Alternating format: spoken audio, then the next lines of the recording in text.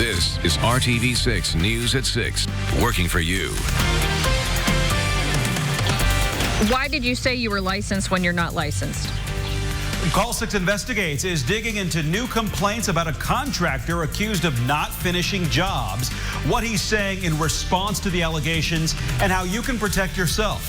And never in my life would I ever think that I would go before her. A 16-year-old girl killed after being hit by a stray bullet. Her mother was there when it happened, and she is begging for the person who shot her daughter to come forward.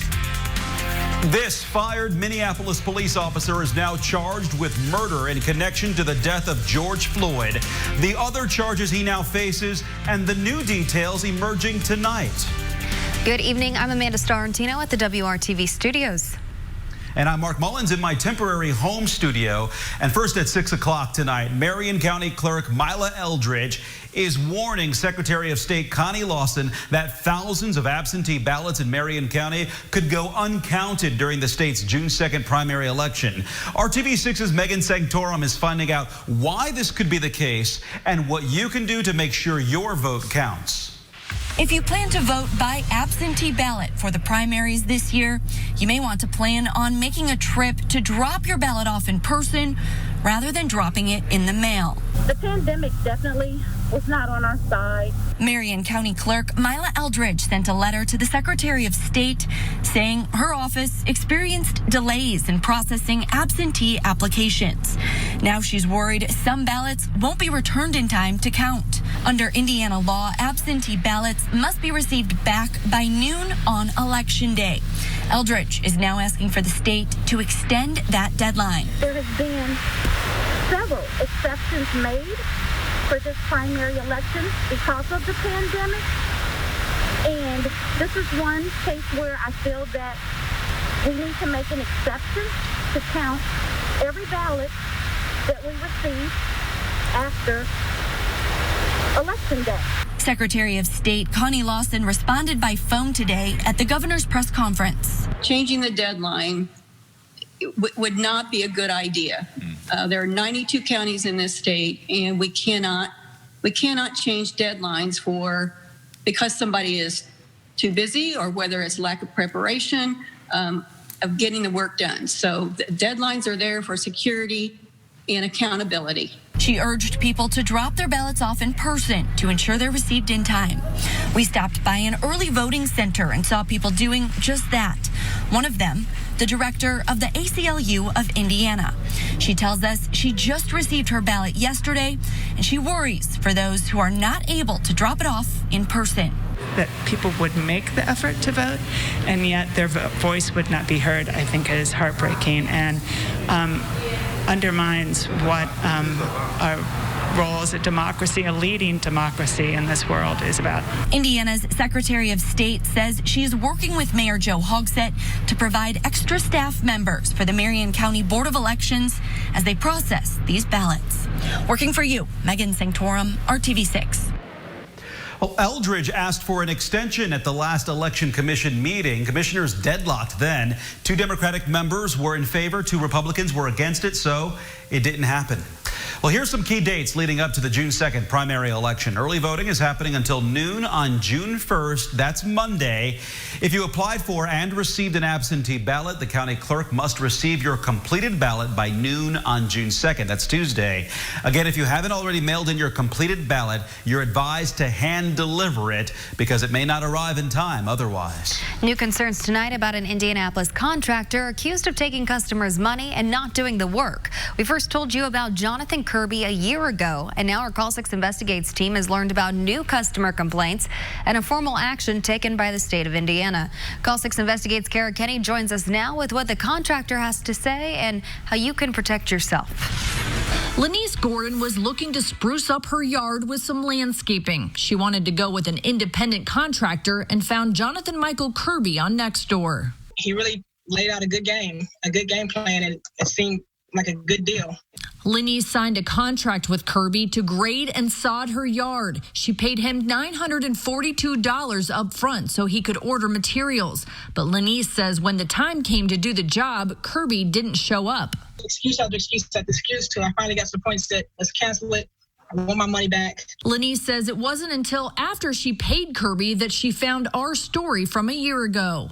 It's overwhelming to know that there's somebody out here scamming people who are just, trying to improve their homes or trying to do something, to make their community better. And it's just, he's ridiculous. It's absolutely ridiculous. Morgan Gowdy also had a bad experience with Kirby. Her friend found him on Nextdoor, where he used the name John Michael and claimed to be licensed. He seemed honest. He really did. He was charismatic, outgoing. Morgan hired Kirby to fix a leaky pipe. And then that's when the problem started. He tried fixing that one pipe, and he said it was fixed and it was working fine. But the next day, we noticed that both the pipe that he had fixed before and the pipe that he had fixed the day previously, they were both leaking now. Morgan asked for a refund. Text messages show Kirby agreed to give her a partial refund of $75, but Morgan says she's still waiting. I just think it's disheartening. It's crazy. And he knows we're a single income family. We've got a bunch of kids, in the middle of a pandemic, and he's taking advantage of people. And they're all while presenting himself to also be this honest, hardworking person, and he's not. Morgan and Lenise contacted Call 6 Investigates because they want others to know about Kirby's business practices. We did some checking and found Kirby's state and city licenses expired on December 31st, 2019. Call 6 Investigates also found the Attorney General filed a formal complaint against Kirby on April 6th with the Indiana Plumbing Commission, accusing Kirby of fraud, deception, and misconduct.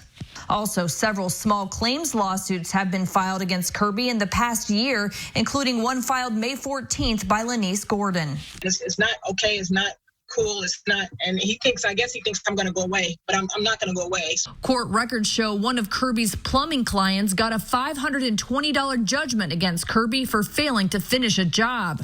We stopped by Kirby's address listed in court documents near 45th and Keystone, but a family member answered the door and says he doesn't live here anymore.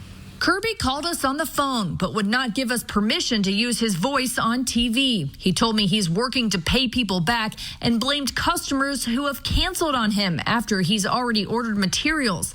Last year, Kirby told my colleague at the time he's been battling addiction. You did use some of the money to buy alcohol? Yeah. Kirby says he's now clean of alcohol. Why did you say you were licensed when you're not licensed? Kirby says he didn't realize his license had lapsed. He also admitted to going by his middle name, Michael, but denied it's to deceive customers. Kirby says he's trying to work other jobs to pay back customers. He has not been criminally charged with anything in connection to his business. Lenise plans to file a police report and wishes she had checked further. I knew better.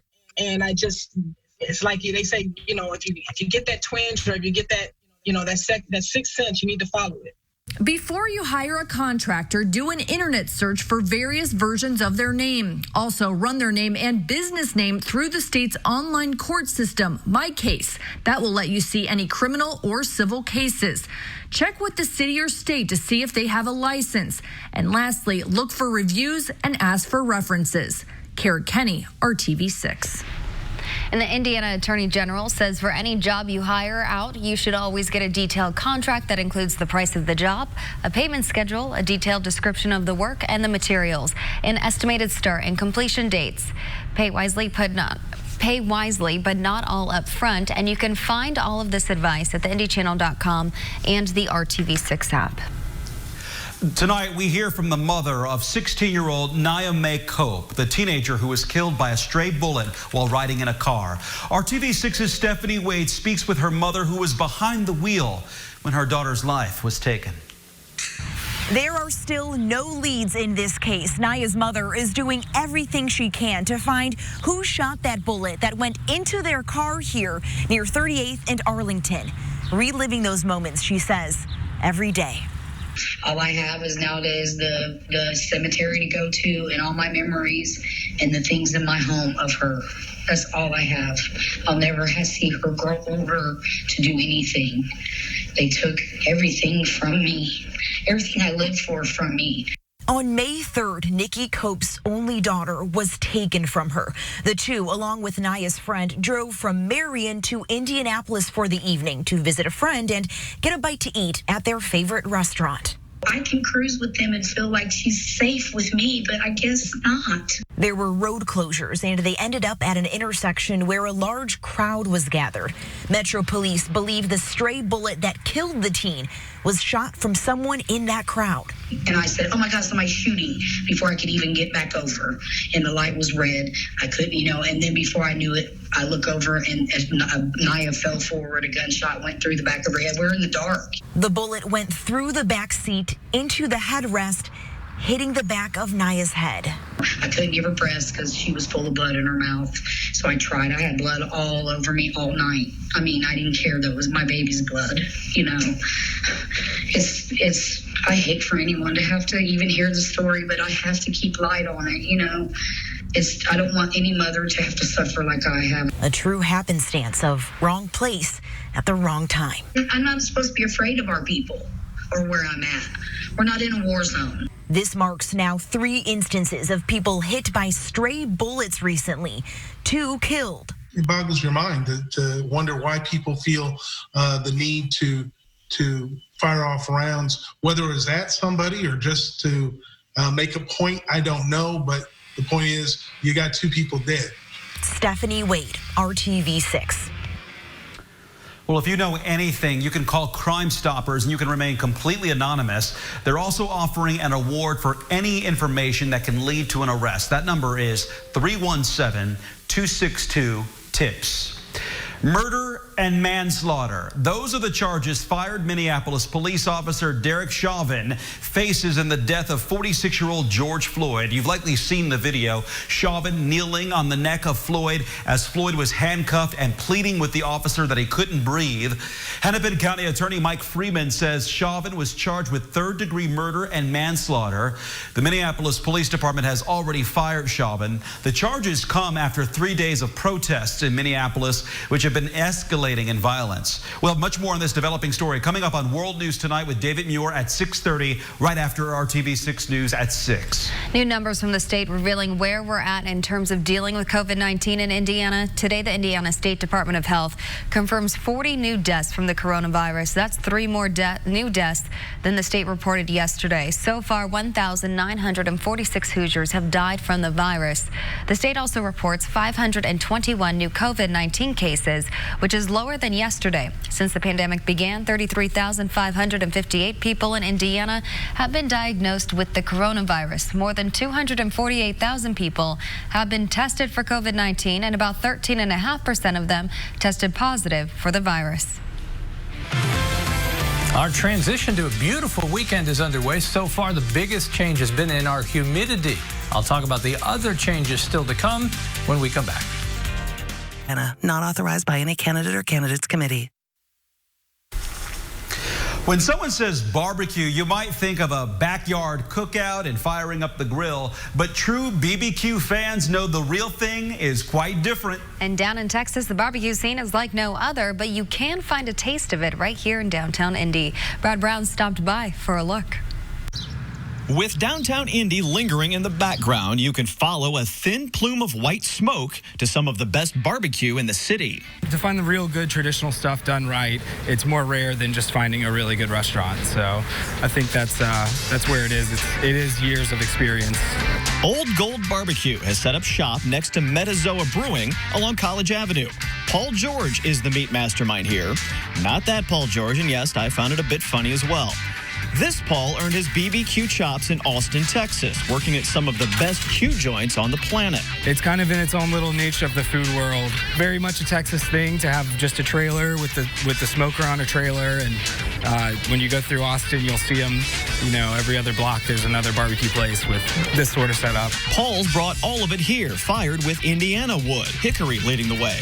Texas barbecue means brisket, and the hunks of beef coming out of the Old Gold smoker are the real deal. All wood fired, just traditional techniques, very simple rub, mainly salt and pepper, and nothing too fancy, just kind of straightforward, good traditional barbecue. Those Texas flavors work through the whole menu. The mac and cheese, green chili's in there. That red chili, all beef, and you can almost see the deep, spicy flavors. It's something that any average guy can do, it's real simple food. It doesn't take a chef to do it. We love Metazoa. We do a lot of different events with them and activities, coordinate quite a bit, and just creating the atmosphere for everyone here it's really important to keep that partnership. Man, is that brisket good. Paul also has pork spare ribs, turkey, chicken, sausage links, and the occasional special that comes off of that smoker. Old Gold Barbecue opens at 11 a.m. Thursday through Sundays. They go until they're sold out, so you might want to get there a bit early. They do have some picnic table seating as well. You might get a Metazoa brew to go with your barbecue, perhaps, and online ordering is available as well. You can find all of that information on their website. Working for you, Brad Brown, RTV6. And Brad, let's talk about what's on the weather menu for the last weekend of May. It has arrived, and we can go ahead and call this a rainfall total for the month because no rain tomorrow or Sunday. We've had enough. We're well above average, about almost 2 inches above average, 7.13 this month. Temperatures as we go through the weekend will be quite cool. The humidity is dropping as we speak. Obviously, we've picked up more sunshine through the day. Our temperatures will catch up and fall well below average, as cool as 49 by the time we get to Sunday morning in the spots, maybe even cooler than that. An enjoyable weekend is what I'm getting at.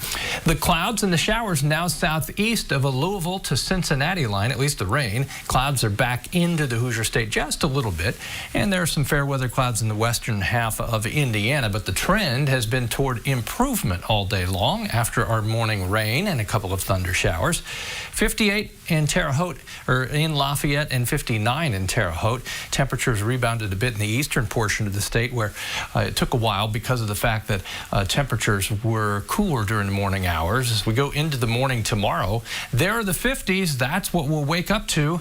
It's a start. The coolest temperatures, though, will come Sunday and Monday morning.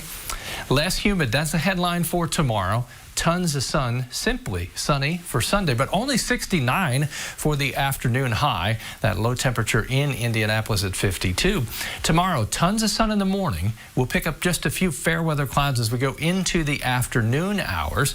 Temperature of about 71 or 72. A little warmer in Bloomington, Columbus, and Bedford. Southern portion of the state makes it into the mid 70s. That north wind will be rather I guess comforting or comfortable. That's what I wanted to pick out that word. North 5 to 10 miles per hour. There are the temperatures as we go into Sunday morning, as cool as the middle to upper 40s north and east of Indy. Sunday temperatures are the coolest at 69. This is really a 3-day event as far as having very comfortable temperatures, because look what happens Monday, Tuesday, and Wednesday. We turn it the other way. Temperatures climb, we've got the humidity back, and we get back to a chance for thunderstorms in the middle of next week as temperatures come back into the upper 80s. But until then, nearly perfect. It looks amazing. Thanks, Kev. Some history today and tomorrow surrounding the Indy 500. Four-time champion Al Unser turned 81 today, and tomorrow marks 50 years since his first Indy win. Well, the folks at Borg Warner have commissioned a special Baby Borg trophy. It'll be unveiled in July, but tonight a preview, Borg Warner's Golden Tribute. Dave First now with the Sports Extra Spotlight. All over, Al Unser has won the 1970. It all starts 50 years ago. Al Unser and the famed Johnny Lightning Special in a car owned by the equally legendary Parnelli Jones, making its way into Victory Lane. The Borg Warner Trophy was there, and the Detroit Company's celebration continues today in the mountains of North Carolina, inside the shop of sculptor Will Behrens, now recreating Al's likeness as part of a special 50-year anniversary Baby Borg presentation. Will joined us on a Zoom interview. And to think, several years later, now you're a part of their lives like this. Well, it's, to start with, just doing the image every year is a privilege for me, something I never dreamed in 1990 that I'd be doing for 30 years. And so that's special. But, I've been a lifelong race fan. It's not just Al. A few years ago, Borg Warner presented Parnelli with a 50-year gift. And just last year, Mario Andretti receiving one 50 years after his win in 1969. It's a treat for me. These guys are, guys I've looked up to ever since I was a young man as a race fan, and to be able to actually take part in honoring them is really great fun for me. Where there's a will, there's a face. 30 years worth of the current winners, and now adding Al to those from the past. Anything special about this one as opposed to the others you've done? Well, I loved his hair in 1970. The man had a nice head of hair. Speaking of hairdos. I think Al still does, so you got yeah. It's about preserving history at a facility chock full of it. And this August, it'll add some more. And when it does, we'll be ready. You're coming up, right? I hope so. Plan to. Yeah. If you can't miss it. Oh no, I don't want to. Rearrange your schedule because we need the next likeness of the Borg Warner Trophy. I've got nothing else going on that weekend, so I'll be there. Then and now, winning drivers and so many fans around the world. Can't wait. Day 1st, RTV6 Sports. We continue to salute the graduating spring sport athletes. It's called the RTV6 Senior Salute. We head to Hamilton Southeastern, meet pitcher Cole Graverson, part of the Royal program, hoping to double down the shot at another state title. Closed out sectional wins against Carmel and Carroll a year ago. His fastball recently clocked at 89 miles an hour, and he's not going very far for college. Cole will pitch at Butler next spring. Good luck, Cole. I'm Dave First with another RTV6 Senior Salute. Phone or online. Open the windows, let that cool, refreshing air flow in. Lower 50s next couple of mornings, down to 49 Monday. Have a good weekend. Amanda? It's going to be a nice one with that forecast. Thank you for watching World News Tonight with David Muir is next. Then stay with